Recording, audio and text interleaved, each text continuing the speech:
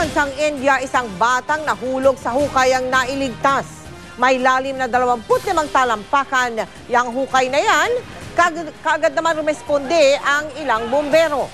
Pati mga residente tumulong na rin para maiahon ang 2 taong gulang na bata mula sa hukay. Nasa ligtas namang kondisyon ng bata at kasalukuyang nagpapagaling. Sinuspindi ang ahensyang gumawa ng hukay dahil sa kapabayaan. Nagdemanda na ang 4 na menor de edad na umano'y sinaktan at kinuryente ng isang barangay executive sa Quezon City. Ang nasabing opisyal, handa naman daw harapin ang reklamo. Nakatutok si Susan Enriquez. Sa Quezon City Prosecutor's Office, naghain ng reklamo ang 4 na menor de edad na pinagmalupitan umano ni Barangay Marilag Executive Officer Eleuterio Endoso ng Project 4 Quezon City. Sa pinagsamang sinumpaang salaysay, dinetalye ng 4 ang inabot daw nilang parusa sa kamay ni Endoso noong Hunyo 23, kung ilang beses daw silang kinuryente at kung saan parte ng kanilang katawan. Kinuryente ng 4 na beses sa CR po. Ay 3 beses po sa CR, 1 beses sa labas. Dito po. Ang pinakamatanda raw sa 4, bukod sa pagkuryente, ipinasubo pa raw ng tornilyo. Hindi pinalunok yung lang sa pinasubo. 4 na oras. Bakit daw? Para daw magtino kami. Nagsumiti na rin ng sinumpaang salaysay sa Commission on Human Rights ang 4 na menor de edad.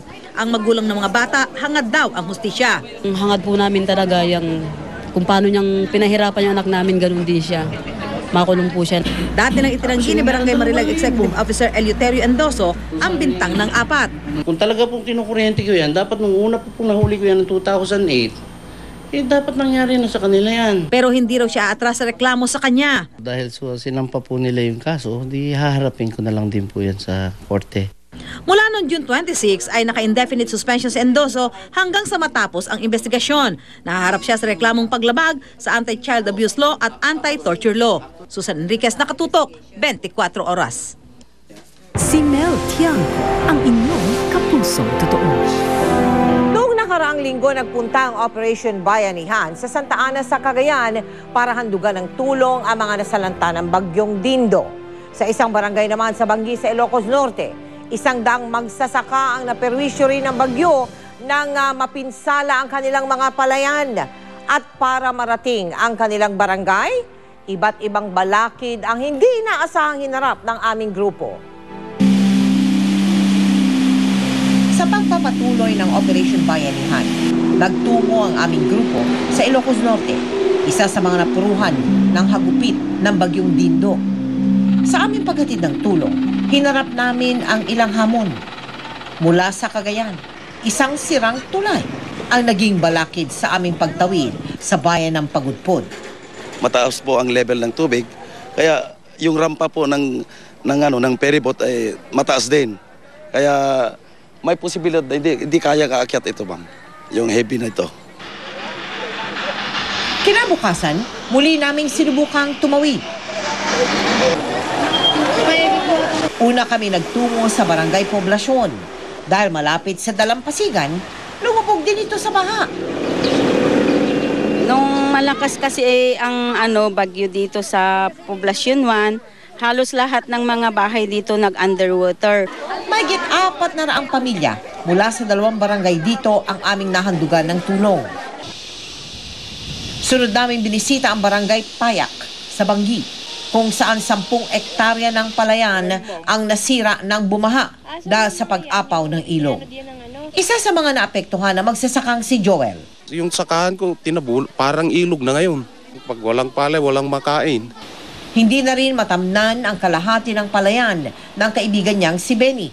Humihingi kami ng tulong, lalong-lalo na sa inyo sa GMA. Magpapasalamat kami, ma'am. Para mag-abot ng tulong sa mga nasalanta, kinailangan naming lumusong sa ilog sa gitna ng ulan. At dito sana tayo dadaan, kaya lang medyo masikip doon, tapos nabalaho pa to. Kung matanggal yan, di pa rin natin sigurado dahil tawag dito malambot. 3 gabi na kami dito, ma'am. Dumating, di naman sila nagpalos dahil yung mabalaw yung sakyan dyan sa ilog. Kinabukasan, muli namin itong binalikan at sa kabutihang palad, ligtas na namin itong natawid. Sa Barangay Payak, maraming pamilya ang nabigyan ng pag-asa. Kabilang na sina Joel at Benny. Lubos na nagpapasalamat kami ma'am dahil naiparating yung mga pangtustos namin sa pang-araw-araw ma'am. Maraming salamat ulit ma'am. Malayo man ang aming tatawirin, kakayanin ang bawat hamon para tayo'y makabangon. Mahigit 800 pamilya sa bayan ng Bangi at Pagudpod sa Ilocos Norte ang ating nahandugan ng tulong sa Operation Bayanihan.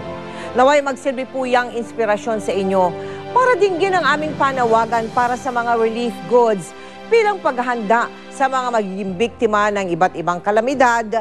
Alam nyo naman, ngayon ay tagbagyo na naman.